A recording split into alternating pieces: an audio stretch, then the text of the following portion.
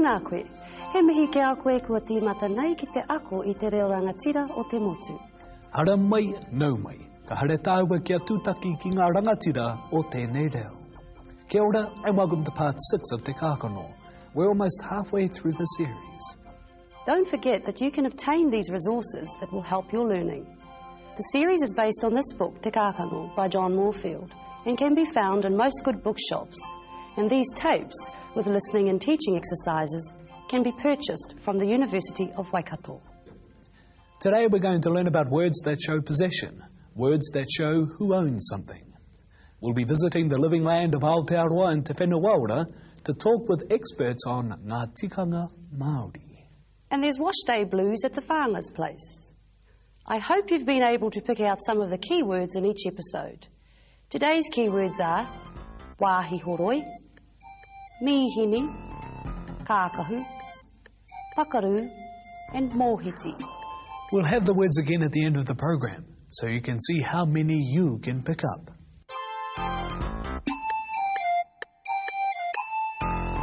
These are the names of some North Island mountains.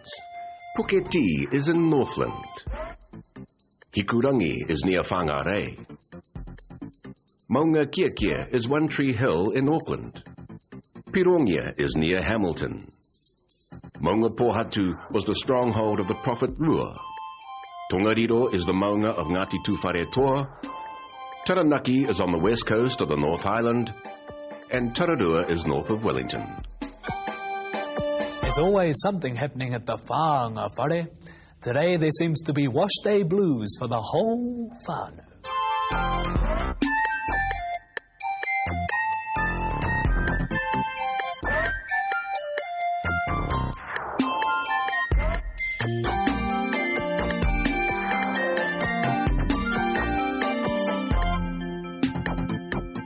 E hana e whakarongo mai rā ki tō waiata aroha. E hana e whakarongo mai rā ki tō waiata aroha. Kei te aha koe I konei. Kei te whakarongo ahau ki a koe. Puta atu, nōku tēnei rūma. Te wharu hoki o tō rūma. Puta atu koa. He pai ki a koe taku mehini whakatangitangi hau. Tēnā pai nei. He pai ki a hau tō waiata hau. E hana e whakarongo mai rā ki Puta atu roha. E mā, mea atu kia mārama kia puta atu, nōku ke tēnei rūma. Ai mārama, no Rāwiri ke tēnei rūma. Rāwiri, I rā tō rūma. Hea te raru. Titiro ki nā kākahu e takoto maina, I runei te moina. He tōkena, he hāte, he tauera. Kei te aha koe. He tarauroto. Whakamutua tō mahi e mā koe e whakatikatika a kua nei. Ai, mau e whakatikatika. I nei tonu. Mauri atu e nei ki te mihini horoi kākahu. I nei tonu.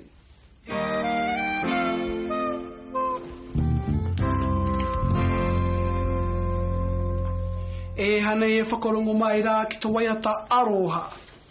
E hana e whakarongo mai rā ki tō waiata aroha. Ko koe anō. He waiata tino a tāhua tēnā. Ko waiata tia e koe ki a Hana. Kau e pōrangi. E hara ahau I te pōrangi. Ko koe te pōrangi. Te whakarane koe ngā kākahu kara me ngā mea mā. He aha. He mā, he kara. Kau e rāwe ki hiaku kākahu. Heri te tonu koe kia māmā. Te hiahia noihoa hau ki te awhina. Ki te hihia koe ki te awhina. Ai. Tikina atu te paura horo I kākahu. Ai. Anei. Taiha. Kaue e tino whakaki, kei pakarui a koe. E ki.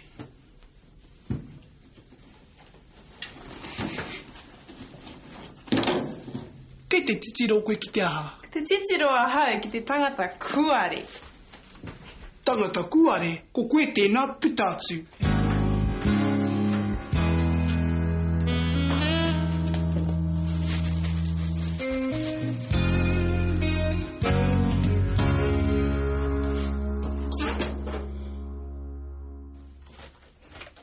Kia ora e koe. Kia ora e moko. Kei te aha koe. Ko te tikana, Kei te aku au I aku mahi, engari ka hore iau aku taputapu e te kāna. Engari, he pene au, he pepa au, he puka kaupapa tāu, he mohiti au, he hātua anō e hihia te ana e koe. He kaputi. Kei te hihia kaputi koe. Tino hi ainu au.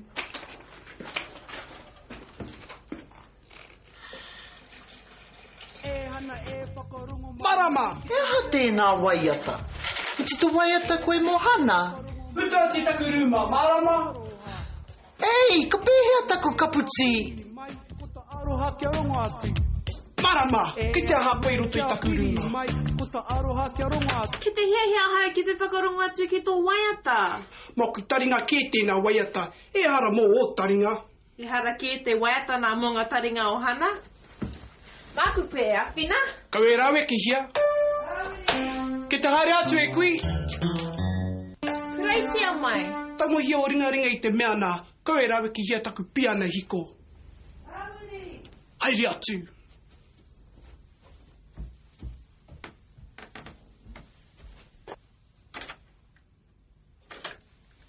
Ko te waiata.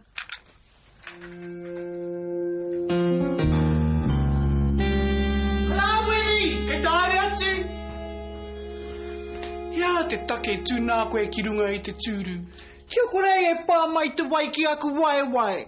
Te hea wai. Tēnā wai kei te pai koe. Ai, nā te aha tēnei. I pita mai tēnei wai I hea. I te wāhi horo I kākahu. Te wāhi horo I kākahu. Au e... Rāwiri?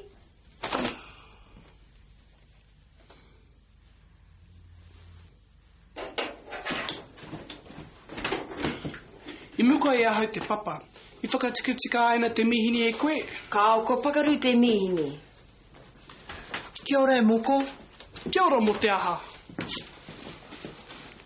E aha koe humai ai o kākahu paru ki au. Kau e wariwari a koe te paurohoro I kākahu.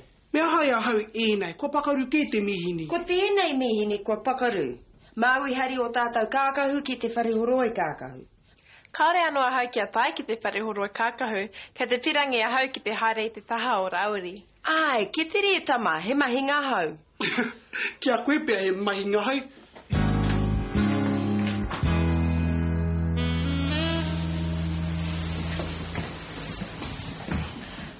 Whai, titiro ki te maha o ngā mihini horo I kākahu.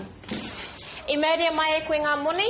Ai, waihoto mihini whakatangitangi ki raro, ka tina mai ai ahau. E hana e whakarongo mai rā ki te waiata aroha. He kara. E hana e whakarongo mai rā ki te waiata aroha. E hana. Rāwiri. E hato mai I konei. I hara mai a hau ki te tiki mai I aku kākahu. Koerere aku kākahu. Oe, kao. Te kaumārima meneti, kariri mai o kākahu. Te kaumārima meneti. Ka tatari mai a hau. Kau e tatari mai konei. Hea hai. Kei tērā taha o te huarahi, te toa kawhe. Ka tiki nā atu e tāua hinu, ka noho ai ki waho. I kāpai, me haere tāua. Ai rā. Tai hoa. Marama. Kei te whakawhiti te huarahi ki tēnei kawhe. Ka pēhea ngā kākahu.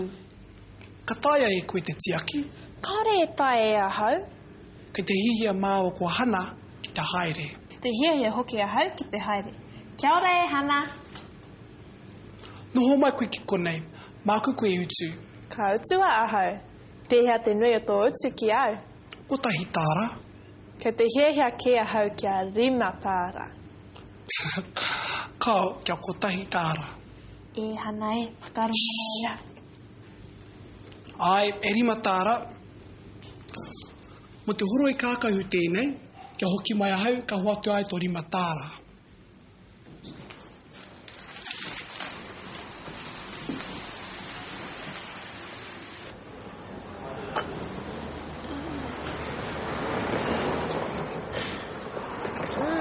Te reka hoki o tēnei kawhe. Ai, tino reka. Hea hai te taima. Ko te kaumārima meneti anō? Ai, ko pau te wā, koe reri mai o kākahu. O tēnā miho ki tāua. Kei te pai, mā koe utu. O kia ora.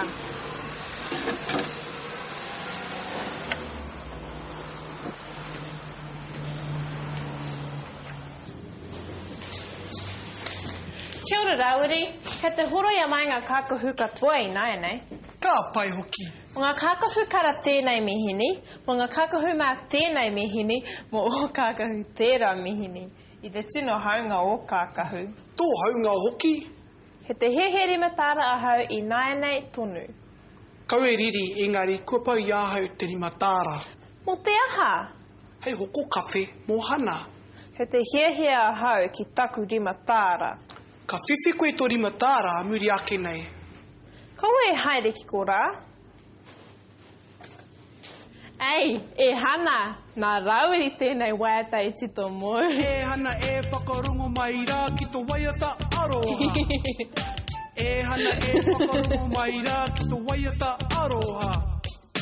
E au e kia piri mai ko tā aroha kia rongo atu. E au e kia piri mai ko tā aroha kia rongo atu.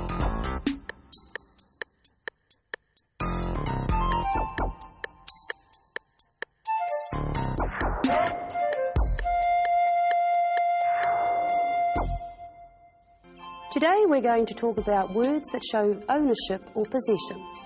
Words that show who has or who owns something. Words like taku, which means my, tō, which means your, and tana, which means his or hers. These words also tell us whether we're talking about one or more than one item. When talking about one item, we say taku. If we're talking about more than one item, we delete the T and say aku. Do the same with tō and tana. Let's take a look at how this works. Taku tungane means my brother. Aku tungane means my brothers. Tō tungane means your brother. O tungane means your brothers. Tana tungane means her brother. And ana tungane means her brothers. Let's look at some questions. Ko wai taku ingoa. What is my name? Ko wai tō mama. Who is your mother? Kei hea tana kāinga. Where is his home or her home? We can now look at the use of the are and or groups. There are certain items like animals and your children which belong in the are group, while other items such as parents and grandparents belong in the or group. With the three words taku, tō and tana, you don't have to worry about the are and or groups. There are times, however, when these words are used with the are and or groups, and then the word changes slightly. If the item is in the are group, we say tāku, as in tāku kuri, my dog. If the item is in the or group, we say tōku, as in tōku mama, my mother. You'll see that every word has an are or an or form. The distinction between the are and or group is a very important part of Māori. It will require much practice to master this aspect of the language. Whether we use the are or the or group depends on the relationship between the person and the item which they have or own. As a general rule, items in the are group, such as animals or your children, are usually seen as having an inferior position to you. So we could say tāku kuri, my dog, or tāna tamahine, her daughter. Items in the or group, such as parents or your grandparents, are usually seen as having a superior position to you. So we can say tōna tupuna tāne, her grandfather or his grandfather, or tōku pāpā, my father. There are several more items that belong in the are and or groups. We have only touched on a few, but the book Te Kākano has quite an extensive list of these items. Let's take a look at some more. Ko pare tōna māma. Pare is his mother or her mother. Ko pita tāku tama. Pita is my son. Kei te waiata tōu pāpā. Your father is singing. It is important to remember that much of your own time will need to be spent learning to master the R and OR groups. Good luck.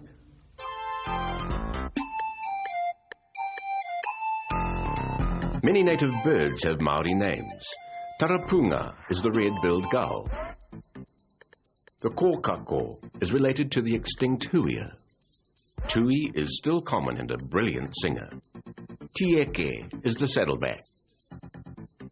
Tirairaka, the agile fantail. Ruru, the moorpork or night owl. Kōtare is the kingfisher that doesn't do much fishing. And kereru is the wood pigeon.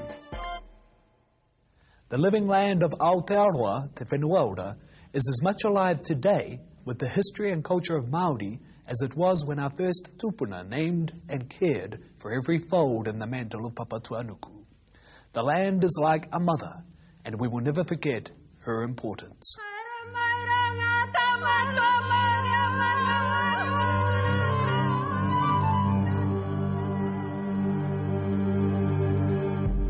Rising over the city of New Plymouth is one of the country's best-known landmarks.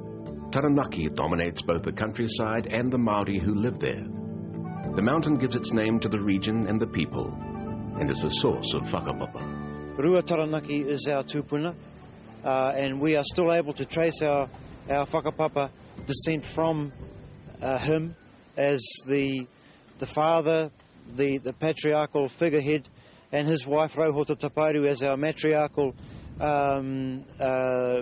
ancestor. We're able to trace our bloodlines from them from hundreds of centuries down to ourselves in our time, and so for us that's significant because it ties us spiritually and physically to the landscape, to the mountain. The tie to the mountain is also a tie to a waka. The area has links to canoes like Aotea and Kurahupo, but Taranaki has its own waka as well. The Kurahupo for us is significant, but so too are our earlier ties to this land, because Kurahupo, Aotea, Tokomaru, these waka really arrived some hundreds of years after our earlier tupuna, who we refer to as Kāhui Maunga. And when we talk in terms of the whakapapa of Rua Taranaki and Rauhota Tapairu, we're talking of a mixture of Kurahupo and Kāhui Maunga. So we don't just trace our whakapapa to the Kurahupo waka, we also trace it back through the Kāhui Maunga descent line as well. Belonging to a waka means being part of a large group. This ties people together and gives individuals their sense of place and belonging. Well, for us here in Taranaki, the Kurahupo produced the Taranaki iwi. Tokomaru produced the Te Atiawa, Ngāti Tama and Ngāti Mutunga iwis. Aotea produced the Ngā Ruahine, Ngāti Ruanui and Ngā Rauru iwi. But all of us are a mixture of this Kāhui Maunga, this prior Kāhui Maunga migration. Like all Māori communities, the people of Taranaki are a blend of their genealogies and history. It's what makes each iwi unique. In Taranaki here, we were very famous for pao. Pao, very short, like the Japanese haiku, very short proverbial expressions. And Taranaki was famed for its pao. And this is one pao for Taranaki. Ko paua kai, ko teiringa anu, ko Taranaki ei arai tonga hei. In other words, paua kai is the place upon which the new pole, the po of the people was stood on the Pauakai ranges. Taranaki is the barrier for the people from the southern winds. Still protecting the iwi from those winds is the mountain, Taranaki, a symbol of a people. How many of our keywords did you pick up? Let's see what they were. Wāhihoroi, laundry. Mihini, machine. Kākahu, clothing. Pakaru, to break. And mohiti, eyeglasses. Next week, the Whāngas hit the rugby field, and Rāwiri gets the surprise of his life when he learns something about Hana. Kia tūpato, ko tata koe te whakamate I a māua. E kore e taia e kōrua te whakamata iahau, e kore take kōrua. E hara māua I te koretake, ko koe te koretake. Whia mai anō te pauro, māku kōrua e whakaatu. Kia tere tō kōtou tīmata I te perei, kei kore taku mahi e oti.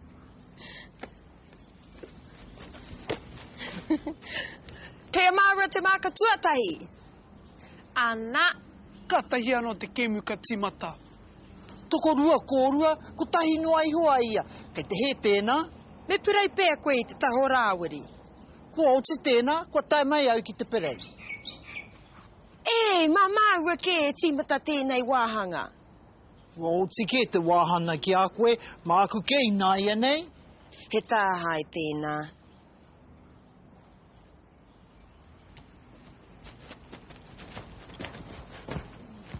Ka tahi te tīma pai e kui, kaore tāua e mate I a rāua. Ko te tīma whiwhia I te māka I muri I ho ka wini. He pai ki a māua. Kei tau anō te pauro, e kui.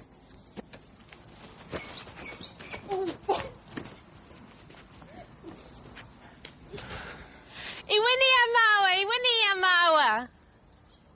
Ka hore he raru, ka whakamatea tō tīma e nā tānata mātau a pōpō. He ake tāu, he koretake katoa te tīmo o Rāwiri. Ka mate I a māua. Kei te pirani peti koe. Ai rā, he peti tāku.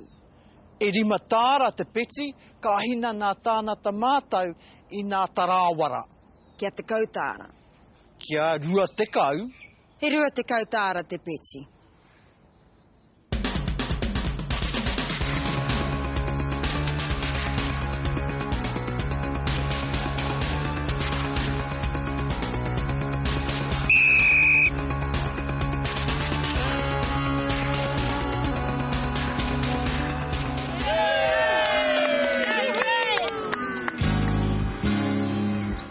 Koe mā harahara e mā, kaore tae te wini te katoa. Kia kahanga te Rāwara! We'll see you then. Hei konei rā. Hei kona.